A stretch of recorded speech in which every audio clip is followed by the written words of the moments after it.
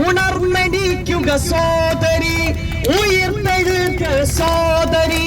പോയ നൂറ്റാണ്ടുകളുടെ തടവറ തകർത്തെണീക്കുക സോദരി, ഉണർന്നെണീക്കുക സോദരി, ഉയർത്തെഴുക സോദരി. പോയ നൂറ്റാണ്ടുകളുടെ തടവറ തകർത്തെണീക്കുക സോദരി. അടിമകളല്ലിനി നാം, കേവലം അടിമകളല്ലിനി നാം, അടിമകളല്ലിനി നാം, കേവലം അടിമകളല്ലിനി നാം. ഉണർന്നെണീക്കുക സോദരി, ഉയർത്തെണീക്കുക സോദരി. പോയ നൂറ്റാണ്ടുകളുടെ തടവറ തകർത്തെണീക്കുക സോദരി, തകർത്തെണീക്കുക സോദരി. എല്ലാ അമ്മമാർക്കും എല്ലാ ആശാവർക്കർമാർക്കും കോവിഡിന്റെ കാലഘട്ടങ്ങളിൽ പോലും പകർച്ചവ്യാധികൾ വന്നാൽ പോലും ആദ്യം ആ പകർച്ചവ്യാധികളെക്കാൾ വേഗത്തിൽ അത് പിടിച്ചു കെട്ടുവാൻ നേതൃത്വം കൊടുക്കുന്ന നമ്മുടെ അമ്മമാർ, നമ്മുടെ സഹോദരിമാരാണ് ഈ സമരം ഇരിക്കുന്നത്. അവരുടെ വേദന കാണാതെ പോകരുത്. അവരുടെ കണ്ണുനീർ വീണാൽ കരിഞ്ഞു പോകുന്നതാണ് നിങ്ങളുടെ ഈ മണിമന്ദിരത്തിലെ ആയിരത്തം. അത് ഓർത്തുകൊണ്ട് അടിയന്തരമായി പരിഹരിക്കണമെന്ന് ആവശ്യപ്പെട്ടുകൊണ്ട് ഇവിടെ ഇരിക്കുന്നവർക്ക് വ്യത്യസ്തമായിരിക്കുന്ന ആശയങ്ങളും രാഷ്ട്രീയ കാഴ്ചപ്പാടുകളും ഉണ്ടാകാം. എങ്കിലും ഒരു സ്ത്രീ എന്നുള്ള രീതിയിൽ ഇത് സ്ത്രീകളുടെ ഒരു വലിയ സമരമാണ്. അവർക്ക് അർഹമായത് കിട്ടുന്നതിന് വേണ്ടിയിട്ടുള്ള പോരാട്ടമാണ്. അവർ ചെയ്ത ജോലിയുടെ വേതനം വർദ്ധിപ്പിക്കുന്നതിനാണ് അവർ സമരം ചെയ്യുന്നത്. ഈ സമരത്തിന് എല്ലാവിധ ഐക്യദാർഢ്യവും പ്രഖ്യാപിച്ചുകൊണ്ട് എന്റെ വാക്കുകൾ നിർത്തുന്നു. നന്ദി, നമസ്കാരം, ജയ് ഹിന്ദ്. എല്ലാവർക്കും നമസ്കാരം. ഏറെ പ്രിയങ്കരിയായ മിനി ചേച്ചി ഉൾപ്പെടെ കേരളത്തിൽ ആരോഗ്യ മേഖലയിൽ ഇന്ന് കേരളത്തിനെ സംരക്ഷിച്ച് നിർത്തുന്നുണ്ട് എങ്കിൽ അതിൽ മുൻനിരയിൽ നിൽക്കുന്നത് ആരുടെ കൈത്താങ്ങാണെന്ന് ചോദിച്ചാൽ നിസ്സംശയം നമുക്ക് പറയുവാൻ സാധിക്കും, അത് കേരളത്തിലെ ആശാ വർക്കർമാരുടെ കൈത്താങ്ങാണ് എന്ന് നമുക്ക് അഭിമാനത്തോടു കൂടി പറയുവാൻ സാധിക്കും. വലിയ വേദനയോടു കൂടിയാണ് നിങ്ങളെ ഈ സാഹചര്യത്തിൽ കാണേണ്ടി വന്നത് എന്നുള്ളത് പറയാതിരിക്കാൻ വയ്യ. എത്രയോ സമരങ്ങൾക്ക് ഈ മരം സാക്ഷിയായതാണ്. സെക്രട്ടേറിയറ്റ് പടിക്കലേക്ക് തങ്ങൾക്ക് ലഭ്യമാകേണ്ട അവകാശ പോരാട്ടങ്ങൾക്ക് ആരെല്ലാം ഈ തിരുവനന്തപുരം പടിക്കലേക്ക് വന്നിട്ടുണ്ടോ അവരുടെ എല്ലാം കണ്ണുനീര് വീണ പ്രദേശമാണ് ഈ മരത്തിന്റെ ചുവടുള്ള സ്ഥലം എന്നുള്ളത് പറയാതിരിക്കാൻ വയ്യ. പക്ഷെ ഒരു കാര്യം പറയാൻ ആഗ്രഹിക്കുകയാണ്. അന്നൊന്നും വീണ കണ്ണുനീർ കാണാതെ പോകുന്ന സർക്കാരുകൾ പലതും ഉണ്ടായിട്ടുണ്ട്. പക്ഷെ ഇന്ന് ഇവിടെ വീഴുന്ന കണ്ണുനീര് അത്രയധികം വേദനയുടെ, ആ കണ്ണുനീര് വീണാൽ ഈ സെക്രട്ടേറിയറ്റ് മുഴുവൻ കത്തിക്കരിഞ്ഞു പോകുന്ന രീതിയിലുള്ള വേദന സഹിക്കുന്ന അമ്മമാരാണ് ഇന്ന് ഈ സമരപടിക്കൽ ഇരിക്കുന്നത്. ഒന്ന് കണ്ണു തുറന്നു നോക്കണം.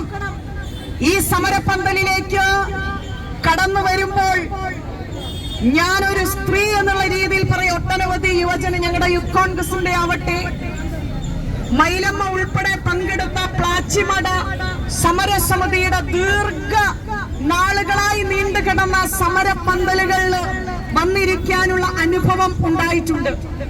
പക്ഷേ കഴിഞ്ഞ ദിവസം കണ്ട കാഴ്ച, പുലർച്ചെ സമയങ്ങളിലാണ് ഏകദേശം ഒരു മനുഷ്യൻ ഉറക്കം പിടിച്ചു വരുന്ന ഒരു സമയം.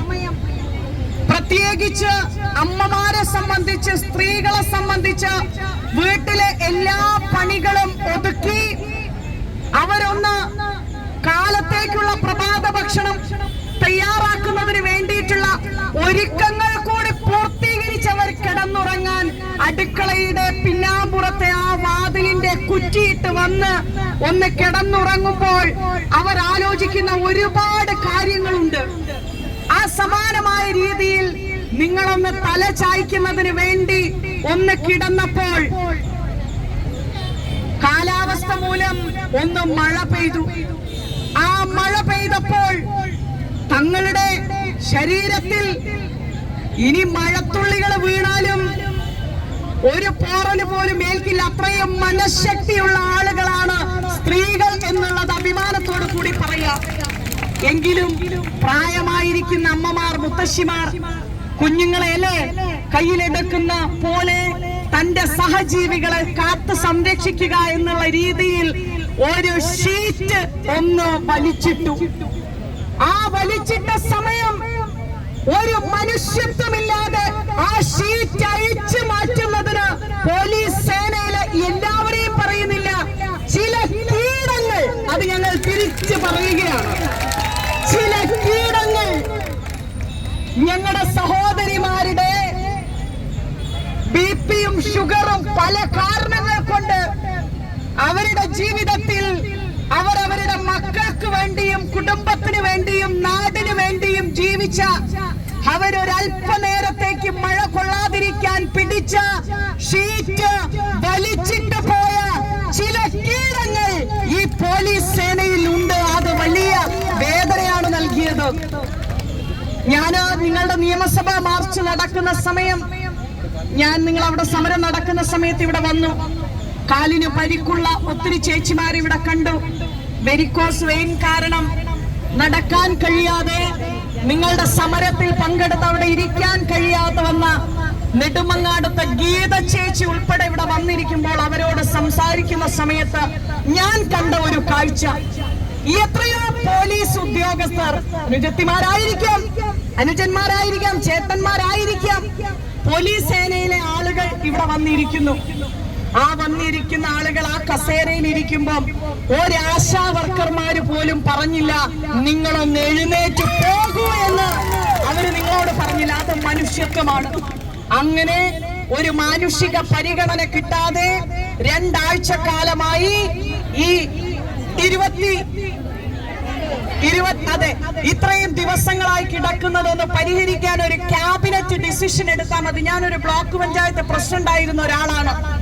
ക്യാബിനറ്റ് ഡിസിഷൻ എടുത്ത പഞ്ചായത്തിൽ നിന്ന് നിങ്ങൾ അവർക്ക് വേണ്ടിയിട്ട് ഒരു വിഹിതം കൂട്ടി നൽകൂ എന്ന് പറഞ്ഞാൽ ഒരല്പം ആശ്വാസത്തോടു കൂടി പരിഹരിക്കാൻ കഴിയുന്ന ഒരു സാഹചര്യം ഉണ്ടായിട്ട് പോലും എന്തിന് ഈ അമ്മമാരെ ഈ വെയിലത്ത് നിർത്തുന്നു എന്നുള്ളത് ഒരു വലിയ ചോദ്യമാണ്.